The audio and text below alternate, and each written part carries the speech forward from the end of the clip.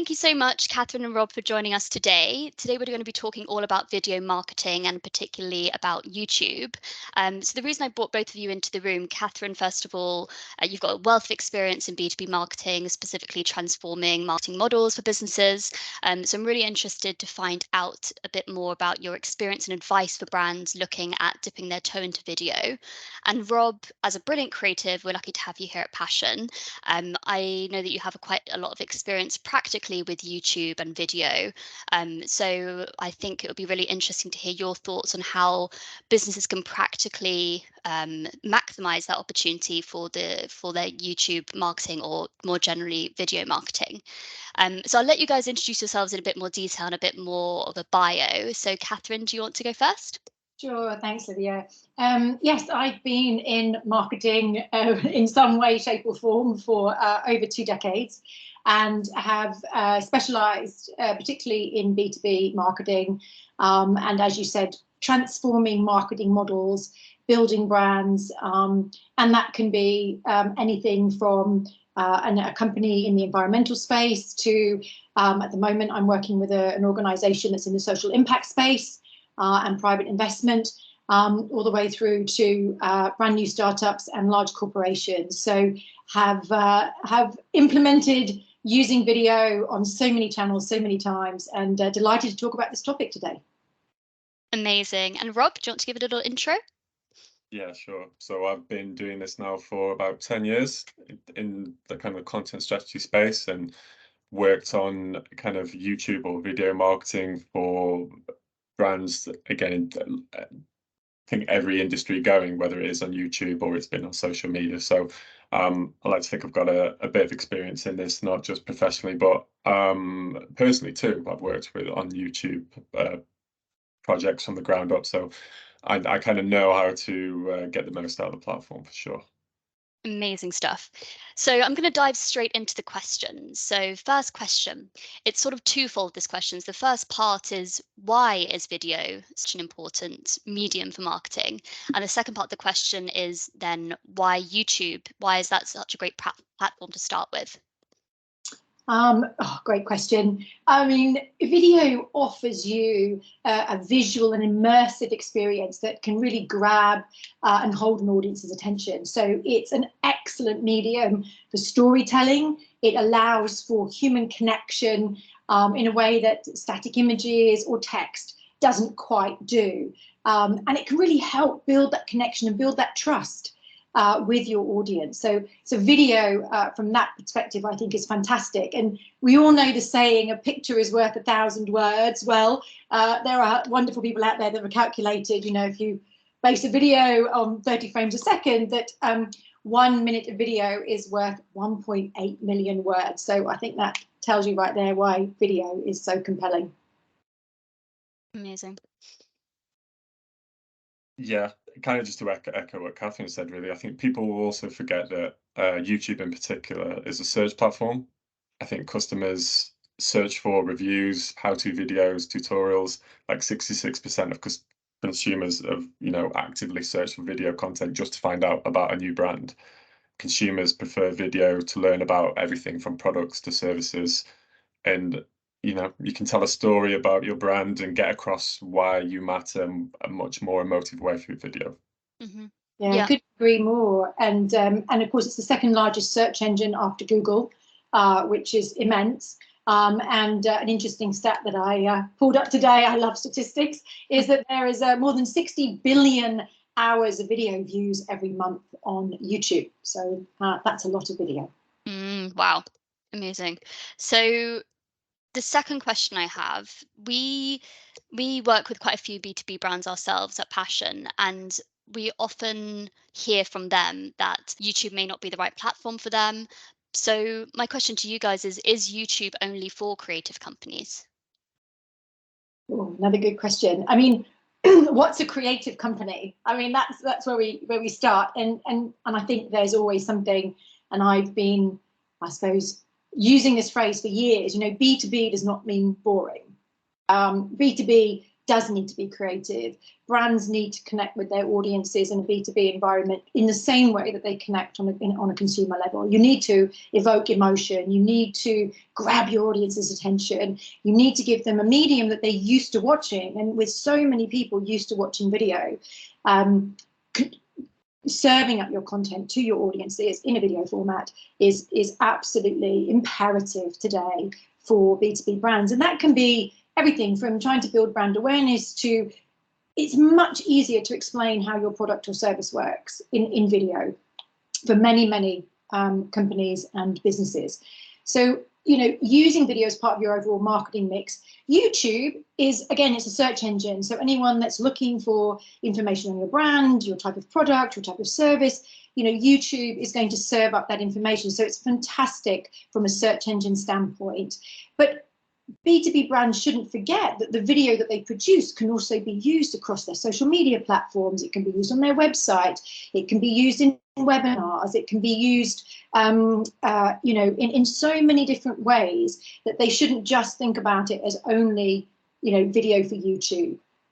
Your video content, it really truly is amazing content that can be used throughout your marketing program and initiatives, wherever they might be. Yeah, any brand can use YouTube basically to raise brand awareness or video content in general. I think if you're creating especially search-led blog content, for example, you can create video content. I look at YouTube channels as more of a creative blog. You're just capturing search intent in a much more engaging and creative way. Like Lady said, we have a few clients. We have a lot of clients, like B2B clients for passion, but we have two in particular that are kind of opposite ends of the spectrum when it comes to what looks good on video. And we've implemented YouTube strategies for both of them and had a lot of success for them. So one is a luxury travel client that has obviously a lot of stunning video content, but it was just sat on their YouTube channel and nobody could particularly find it because it wasn't optimized essentially. So what we did was change that. So once we made sure everything was optimized and people could find it easily, we saw a massive increase in their organic views and impressions. But not only that, they started to see a direct bookings from their YouTube channel, which is ultimately what the end game is, right? You want to make money off the content you're creating. You want to actually have direct conversions from that. And then the other end of the spectrum, we have the European Institute of Innovation and Technology, which obviously isn't as glamorous as villas in the Mediterranean, but we kind of built out their YouTube strategy that captured search intent, and their channels going from strength to strength. So it doesn't necessarily matter what your brand does. There's going to be an audience out there for video content around anything that you create. What's your advice, Rob, I guess, for companies that are thinking about trying out video but realizing it is quite an expensive thing to do? Do you have any tips on how brands can enhance the quality of their videos without spending large amounts of money on equipment? Yeah. There's so many different platforms, software out there that are either kind of completely free to use, or they're quite cheap to use. They'll have a free version that you can get hold of. So there's really an excuse to not give it a go, I guess, at this point. I mean, a few off the top of my head, we have like Apple iMovie, Clipchamp, Windows Movie Editor, just to name a couple, and you can just create videos from scratch from them, make rudimental edits, export videos to fit any video platform. Doesn't necessarily need to be YouTube. You can change it to fit Instagram, LinkedIn, Facebook, whatever it might be. If you're kind of stuck for making graphics or thumbnails for your videos, there's loads of like free platforms and software out there. Pixlr is one of them that's great because they have ready-made templates that you can just grab and then add your images in, and you can just use those for any graphics or images that you need. If you don't have like microphones, so you don't want to appear on camera in the videos, you don't want to like use your own voice, there's great text-to-speech software out there that's completely free, so you can get across what you want to say without actually having to use your own voice or be in the videos yourself. So there's plenty of free options out there to help create videos and make sure that it's budget friendly. Most of the time we can create videos from scratch that are completely free. It's you know, we've done that before at Passion. We've created videos that haven't really cost us anything, making sure we're utilizing software that's completely free. So anyone can get hold of this software, anyone can create videos. How often do you think a brand should be posting video content to sort of maintain that interest in their channel? Oh, well, anything you're doing in terms of where you're posting, how you're posting is based on your audience. And I think that's what's really important. And again, the knowing your audience, understanding what resonates with them, but trying, right? Trying, you know, there's great statistics around the time of day, the best day of the week to post on different channels. That's really important. But you know, it's not just about your new business. It's not just about lead generation or audience engagement with new customers. You've got a whole slew, particularly in B2B, of existing customers or customers who may be channel partners, and that type of video is going to be used in a different way. So it's not maybe the frequency of posting, but it's them getting used to you always putting something up that's going to be of interest to them to help them be a better channel partner. So you've really got to understand what you want, what audience you're targeting, what you want from them, and then plan how you're going to post, how long those videos are. But I can't stress enough, test and try. You know, you've got to get something out there, give it a go. And because we can get all the data, we can measure the effectiveness of what's happening, and we can just learn from that. And I'm a great advocate in, fail fast, learn, and move on to the next one, because you're only going to get better. Yeah, test and try is probably the best way to go about it. But I guess with like any content, as often as you can, you know, like I think plan it out like any other content calendar you have, whether it is for a blog, whether it's for your social media channels, just kind of try and plan ahead of when and how often that you're going to do it. They don't have to be long, polished videos. Again, they can kind of just be as rudimental as you want. They don't have to be like super long. Like I said, you can utilize YouTube Shorts, for example, which you can be like 15, 30 seconds long, and you can chop up videos that you plan to post like further down the line and test out 15, 10 seconds of those on YouTube Shorts a couple of weeks in advance to see how that performs. So, you know, like I said, it's just as often as you possibly can, but whenever you decide that you can do it, just try and stick to it, I guess.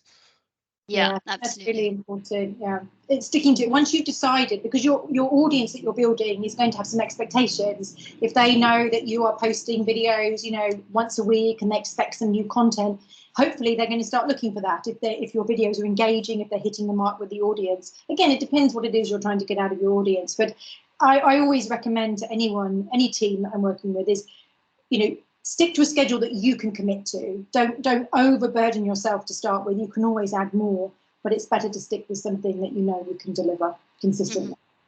Hmm. Great. So say now that I'm a brand, I'm committed now to doing video marketing, dipping my toe into YouTube. If we move into the how now, so how can a business make the best of YouTube to attract and engage new customers in 2023? And what types of content should they be creating? I mean, it sounds obvious, but engaging content. I think you need to try out different types. Like Kathryn said, it's test and try to see basically what works for you and what your audience are engaging with and what they like. Different experiment with styles to see what works. But I'd say as long as you make it useful, make sure the content you're putting out has some value. Is it that people are going to actually take something from, and then you're going to have people coming back.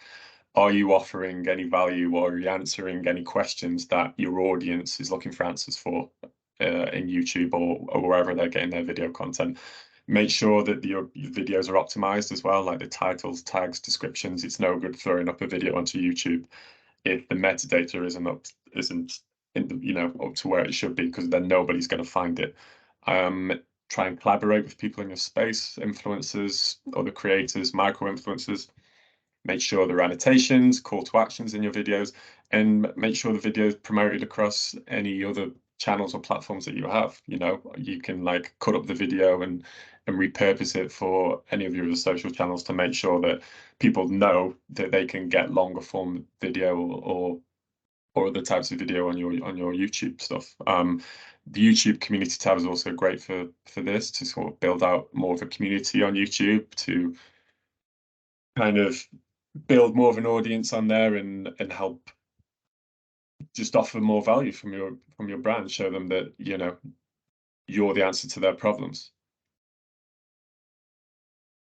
Yes, I mean, Rob's covered that beautifully. But you know, at the end of the day, it is about engaging content. Whatever you do in terms of content development needs to be engaging, and video especially.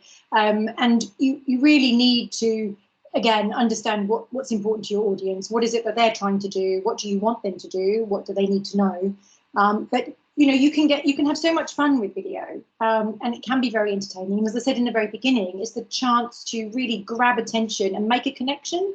So, you know, I've seen some amazing videos about bearings, of all things, that go into a bicycle, but the story of what a bicycle means to somebody in their life. So, you know, an emotional video that tugs at the heartstrings, that actually, you know, is really aimed at engineers and potentially the end user that might buy that bike because of the types of bearings, but not so much. It's much more about the engineering community, but they have emotions too.